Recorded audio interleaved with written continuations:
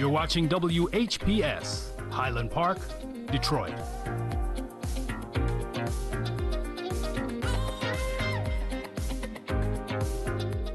WGPR Detroit, HD2. The views and opinions expressed on the following show are not necessarily the views and opinions of WHPS, its affiliates, management, or sponsors.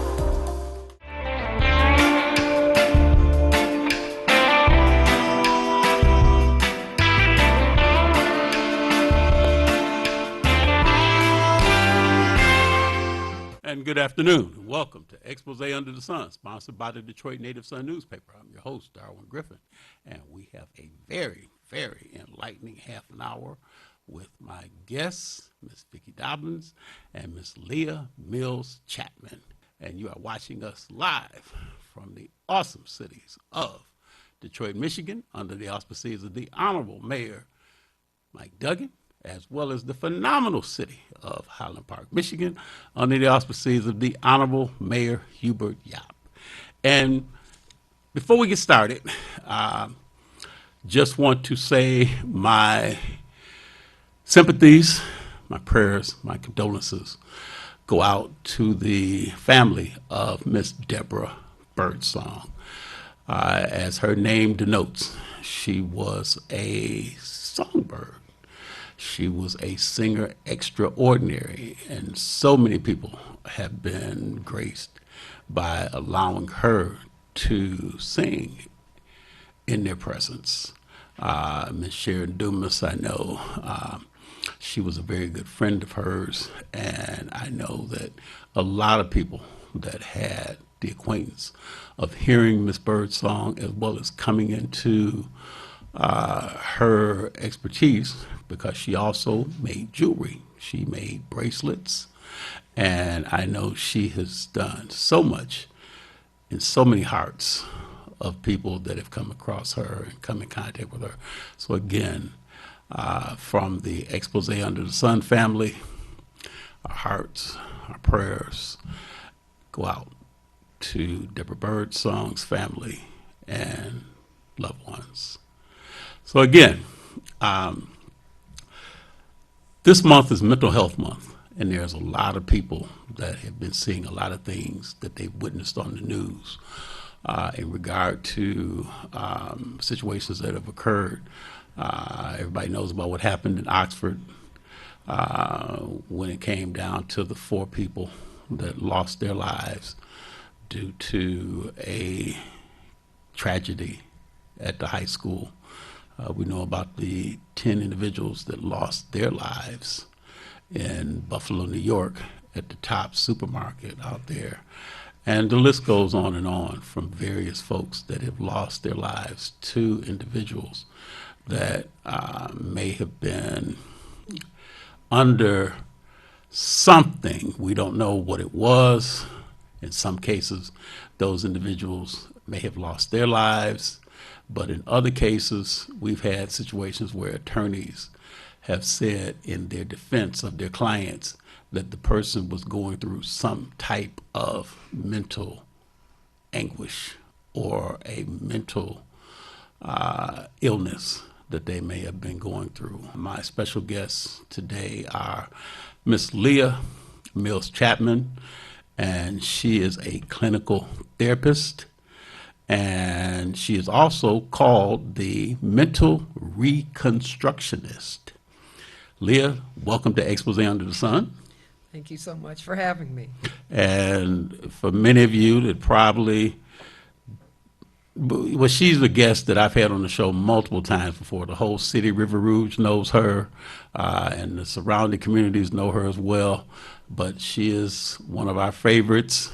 She is Miss Vicki Dobbins, and Miss Vicki Dobbins is also on the school board in River Rouge. Miss Vicki Dobbins, thank you, and welcome to Expose Under the Sun.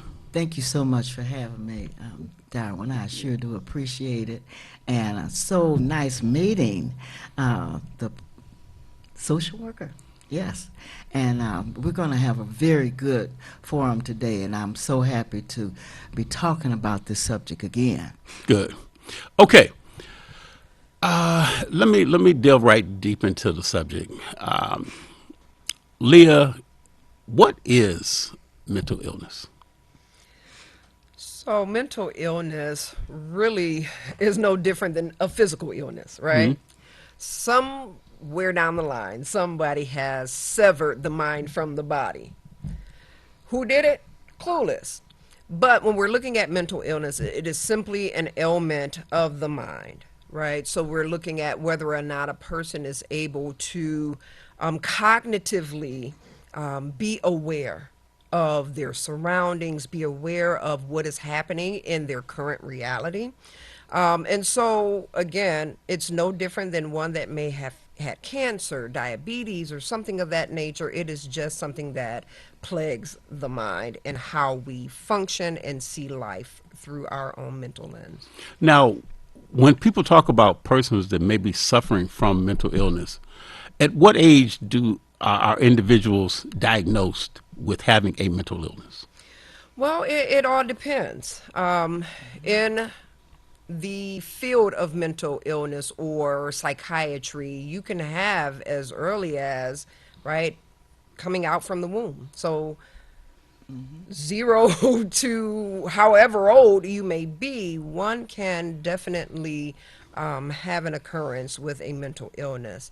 There is something that is called epigenetics, and it is a new form of science that is really starting to emerge, and it's looking at how in utero, so in the womb, the baby can be affected by the external stimuli, by mom's internal environment. You know how often we'll say that people can read to the baby in the womb and they put headphones on, right, mom's belly. Well, if there is some sort of trauma that's happening in the environment around her, that baby feels that. Give examples of the type of trauma that a mother might be going through that could be affected by, the baby get affected by that. So I would say that, just interpersonally, depending on the age, let's say it's a teen mom and she's still living at home and parents might not be too enthralled about having this baby come. And they're giving that external pressure, stress, and the cortisol release that's in her body affects that baby. Let's say that it's just, a personal relationship, a husband and wife, a boyfriend-girlfriend scenario, and there may be domestic violence that's occurring within that relationship.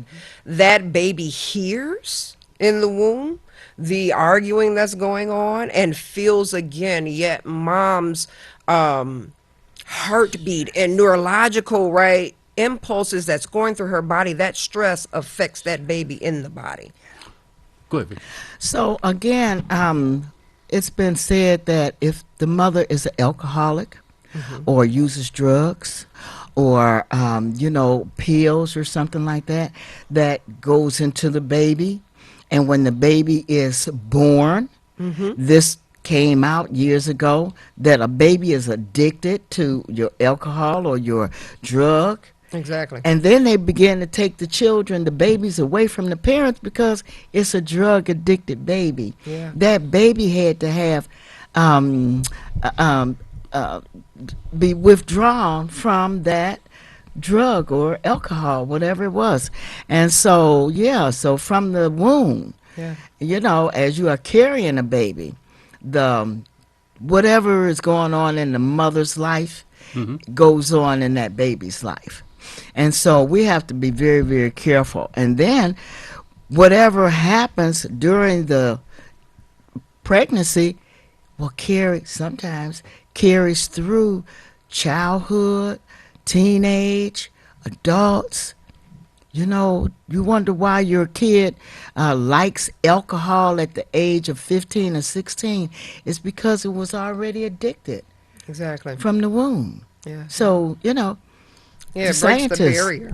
It breaks the barrier of the placenta. Yeah. And it goes into the child. And so I know a little later on we'll probably get into what goes on within our school systems, and we're looking at mental health concerns in the classroom. But one of the big things that often is avoided or not really talked about is FASD, which is fetal alcohol syndrome, right? And so that definitely has an adverse effect on the development of the brain, almost like a traumatic brain injury of sort. And there's definitely some behaviors that you will see exemplified in a child, as well as some physical attributes that you might be able to identify a child that has fetal alcohol syndrome. But we're definitely trying to bring more awareness to this particular diagnosis so that we can get those that's in the higher ups, along with, our medical doctors and such, to really honor that so we can put better services in place for children with this. Exactly. So give some of the symptoms then, Leah, of a child that may be affected with fetal alcohol syndrome. So some of the symptoms, we're looking again, physical attributes, right? There may be kind of like a thinning of the eyes, right? Smaller head. You may see a palate, right, where it's a little more flat. So those sorts of physical markers that you can tell. But then when you're looking at it from an emotional standpoint, you're dealing with a dysregulated child a lot of times, where it's difficult for them to be soothed. Definitely difficult for them to learn how to self-soothe. It may be difficult when you're trying to give them a directive and you're kind of like naming off, hey, I need you to go over here and pick up your socks, your shoes, get those toys up and put this, right? It's too much for that child to be able to take all of that in. And so it's learning how to break down and kind of chunk for children. Say chunk. for Chunk children? meaning like not have a long list, simplify it, shorten that list so that they can be successful. So whenever we're working with children that may have FASD, we want to operate from a strength-based perspective. So we're looking at strengths that they already possess instead of disciplining them all the time because they're not able to achieve. Wow. So primarily then, the main thing is that you want to take them in increments. Small in doses. terms of, say, of what you ask them to do. Yes. Rather than give them a whole list of all these different things. Definitely. And so then now, are you rewarding that child pretty much like on a regular basis? So when you tell them that you need them to take the trash out, to go and rake the leaves or cut the grass or, all those different chores, instead of giving them all these different chores to do all at one time, you're pretty much like telling them increments or, like you say, doses to tell them to do this first. And then once they do that, then you're rewarding them or thanking them for, whatever they did. And then you give them the next task and then the next and so on and so forth. Yeah, definitely. You want to make certain that you're praising them. And that's where the strength come in, right? If I know that I can achieve this successfully, then you'll get that out of me every single time, right? And so you can't expect for them necessarily to know it in the beginning. And that's where our patience comes in. And that's where we have to check ourselves and our mental, right, capacity or emotional bank to be able to attend to our children. So it's not all on. I talk to parents and my colleagues quite a bit about this. The onus isn't solely on that child to be Exactly. and to perform. Yes. It is a collective, right, movement, and the parent has to be able to exhibit a measure of patience and grace so that their child can then know that they can achieve whatever task it is you're asking of them. Okay, so what about that parent who is not looking at their child and saying that he has a condition, that he's just acting out, that he's just he doesn't want to follow directions. So now I'm taking it off the kid, putting it on the parent. And then the parent refuses to believe that this kid needs to be diagnosed. And, then after a kid is diagnosed, you know how to maintain his bringing up. But if you refuse as a parent to look at the situation as it is, we got a kid that's 15, 16 years old that's never been diagnosed. Yeah, yeah. So we're looking at, and definitely if we're talking about the black community, right? Let's just be Exactly. real. Okay. That there's a humongous stigma where it comes down to this thought of mental illness. We have to look at historically how our forefathers and foremothers were treated, right? Or let's deal with just the maltreatment of our people from healthcare systems. And so when we talk about mental health, first of all, we tend to call it crazy. And Right. crazy has a negative connotation associated with it. So A no stigma. one wants to say, hey, my child or I have a mental illness, Right. because there's shame that's associated with that. It's a dark cloud. And so one of the things that we're definitely looking at is how can we deal with this stigma, bring that thing low so that more of our people can receive the help that they need. Pushing somebody back into a room and isolating them away from the people is not going to help them, Right. right? It's not going to do a thing for them. Exactly. So, and that same thing goes with being punitive towards your child when your child may potentially be suffering That's right. from something. Then we want to do our due diligence to best help them so that they can get the needs that they so desire, right? They may not have the language to tell you, like, mom, dad, teacher, I need some help. But if we take a step back with a lens of compassion, then we'll go and get the necessary testing that's needed. Let me say this too. So when you see a child, and in some cases, kind of doing a follow up with what Vicki was asking, where sometimes people make allowances, and they'll say, "Oh, well, that's so and so. You know how he is, or you know how she is," Yeah. and some people kind of look for a pass, you know, like that part.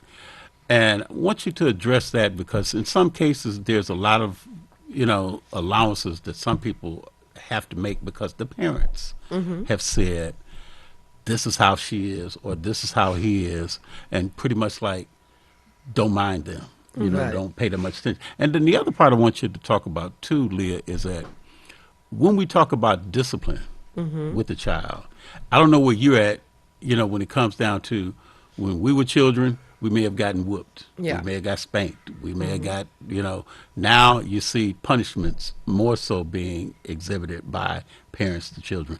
And then Vicki, after she answers that, I want to kind of delve a little bit into the school in terms of, say, for the child in school and what type of punishments should children get in school. Because sometimes the only punishment that they may get, a child, is from the school, from the, you know, from the teacher, and not get it from home. So let's kind of first let's talk about, you know, the first part of it, the making allowances that parents may give.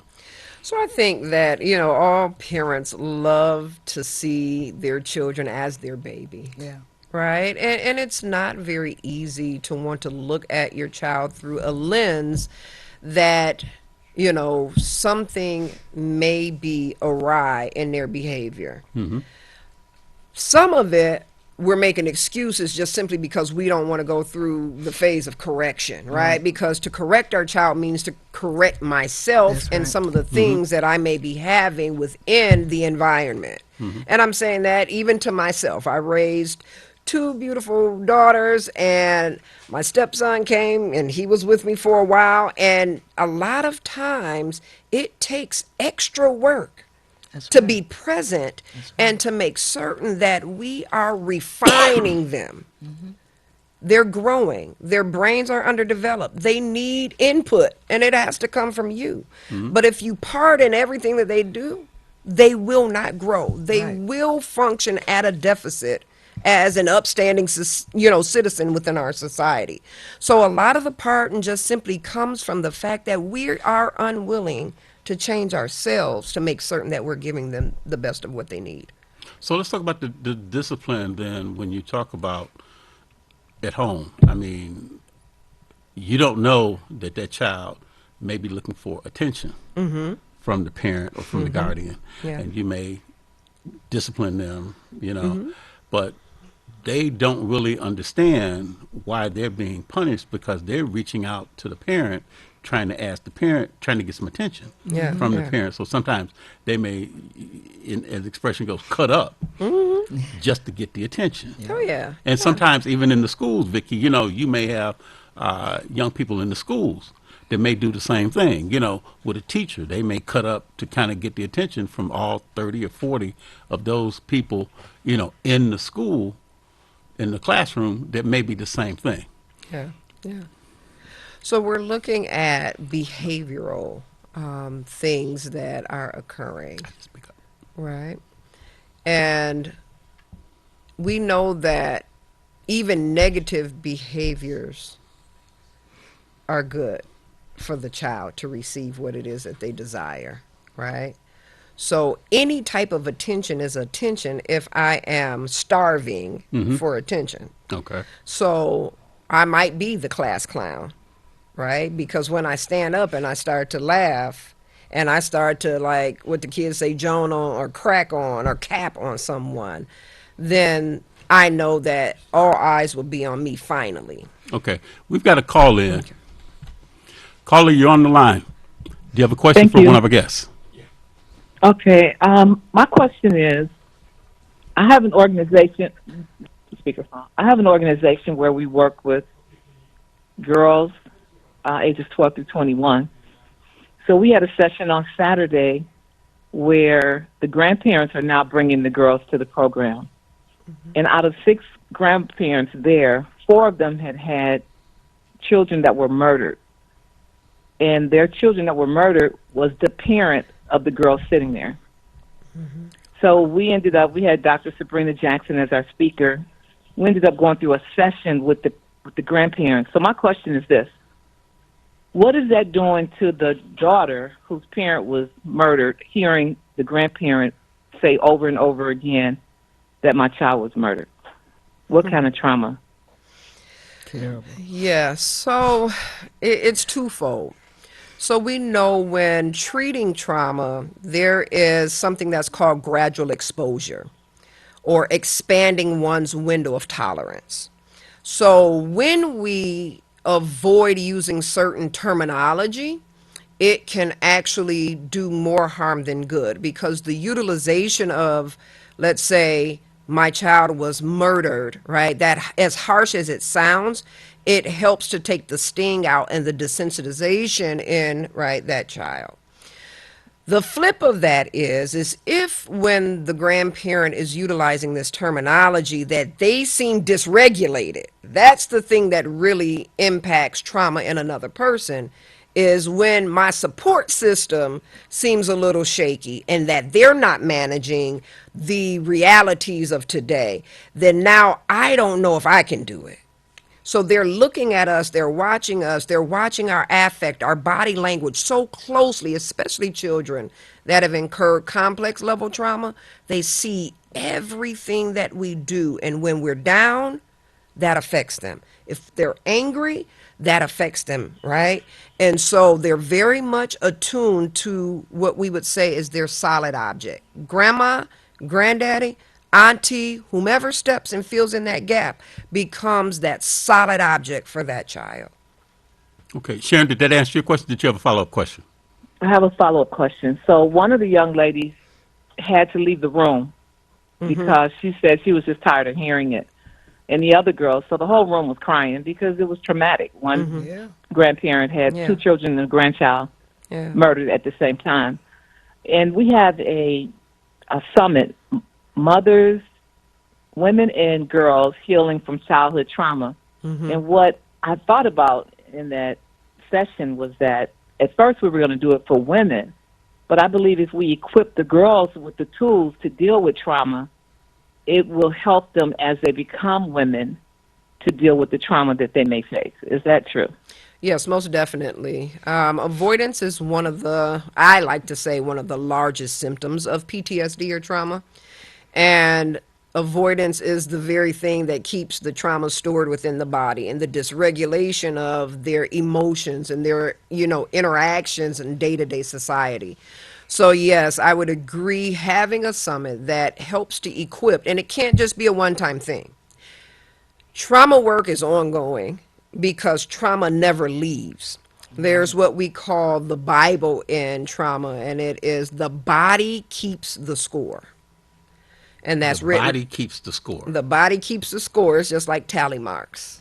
So every single time something happens that's traumatic, a bad thing that has happened to this particular person, their body is holding on to that at a cellular level. That's right. And so we have to continue to engage those children, get them emerged into care so that they can release this and learn how to manage it. Because trauma sneaks up. I tell folk it comes up in the middle of a day you don't want it to, right? You start having intrusive thoughts. You don't know. The teachers don't know. Even the caregivers are unaware when that child is experiencing this within their bodies. So if we teach them to learn how to use their language instead of use actions to show when they're in pain, then definitely they can learn to manage this much better into adulthood. Thank Well- you so much. If you could leave your contact information, I'd love to reach out to you. Will do. Thank you. I guess she segued right into that. So Thank now you. we can ask you for your contact information, please. Sure. Again, my name is Leah Mills Chapman. I am the CEO of Intervene. So it's capital N-T-E-R-V-E-N-E. You can find me on my website, www.intervene.com. I'm on all social media. I try to stay relevant. I'll also leave my number at 734-480-8065. Great. Vicki, did you want to, just one question pertaining to, like, in the schools, we got to wrap up, we got about 2 minutes left. Okay. But in the school, what is the one thing that you're seeing mostly in the schools that you'd like Leah to address? Because you deal with the high schoolers, the middle schoolers, and the elementary schoolers in River Rouge. What is the one thing that you see that you'd like for Leah to address real quick? Well, tell me, what can we do? What programs can we bring in to calm our students down, to make them more relaxed when they come to school, where they won't be so high energy and think that they have to clown around and be, the class clown? What can we do as administrators and teachers to calm our students down just a little bit? So one big thing that can be done, and that costs nothing, Okay. and that's validation. Oh, okay. Validate the pain that's in our children. Let's not avoid what's happening in our cities, what might be happening in our homes. And so first thing in the morning, and I know that the state and the federal government wants us to just get in there and start with the rigor, Yeah. right? But if my brain, if I'm in fight or flight mode, right? So my limbic system, meaning my emotional brain, is just on like 10, Yes, I'm not retaining anything that you're talking to me about anyway. that's true. Right? So in the very beginning, you could have circles in all of the classes that allow for the child to be able to decompress, Yes. right? Be able to even talk through, or just have like movement. When the body engages in what we call bicameral movement, so both sides of your body are moving at the same time, you're unlocking the traumatized brain. So then you can get into studies. Give your contact information, Leah, one more time. All right, here we go. www.intervene, capital N-T-E-R-V-E-N-E.com. All of my social media information is present on there. Phone number 734-480-8065. Thank you to Leah Mills Chapman. for being our special guest, and to Vicki Dobbins for being our other special guest on Expose Thank Under you the so Sun. much for having me. And if Darwin. you'd like to get in contact with our sponsor, who enables us to be able to go and do our show, her name is Valerie Lockhart. And if you'd like to advertise in the Detroit Native Sun newspaper, you can contact Ms. Lockhart at area code 313-457-5944. And again, to Deborah Birdsong's family, our prayers, our sympathies, and condolences are extended to you. Have a great rest of the afternoon.